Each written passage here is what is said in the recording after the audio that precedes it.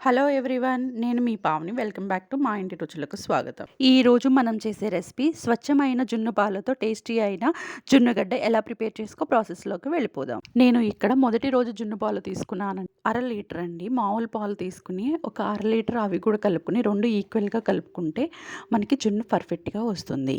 Next తురుము పెట్టుకున్న బెల్లాన్ని ఒక 1/2 కేజీ వేసుకుంటున్నానండి.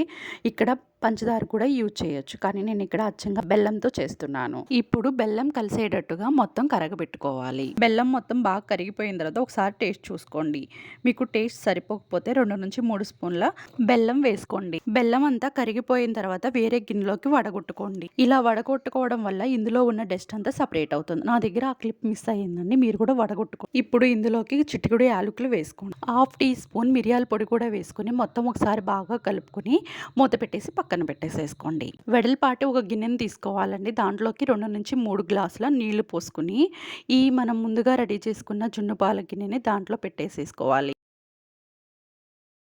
మీడియం ఫ్లేమ్లో పెట్టి 15 నుంచి 20 నిమిషాలు ఉడికించుకోవాలి. 20 నిమిషాల తర్వాత మధ్యలో ఫోర్క్ కానీ నైఫ్ కానీ గుచ్చినట్లయితే అడుగు ఏమాత్రం వాటర్ లేకుండా ఈ విధంగా క్లియర్గా వస్తుంది. అంటే జున్ను రెడీ అయిపోయినట్లేనండి. ఇప్పుడు స్టవ్ ఆఫ్ చేసుకుని గిన్నెను పక్కకు పూర్తిగా వేడి చల్లారిపోయిన తర్వాత ఫ్రిడ్జ్లో ఒక అరగంట పెట్టుకుని తీసుకోండి. చాలా బాగుంటుంది. స్వచ్ఛమైన జున్ను పాలతో చేసాం కదండి, టేస్ట్ చాలా బాగా జున్ను చాలా పర్ఫెక్ట్గా వచ్చిందండి. టేస్ట్ కూడా చాలా బాగుంది. మా పిల్లలు అసలు ఆగట్లేదండి. అందుకని ఫస్ట్గా మా పిల్లలకి పెట్టేసేసాను. ఇలా చిన్న చిన్న పీసెస్ లాగా కట్ చేసేసుకుని సర్వ్ చేసుకోవడమే. అంతేనండి, చాలా బాగా వచ్చింది. మీరు కూడా ఒకసారి ట్రై చేయండి. ఈ కొలతలతో మీరు కూడా ఒకసారి ట్రై చేయండి. నచ్చితే లైక్, షేర్, సబ్స్క్రైబ్.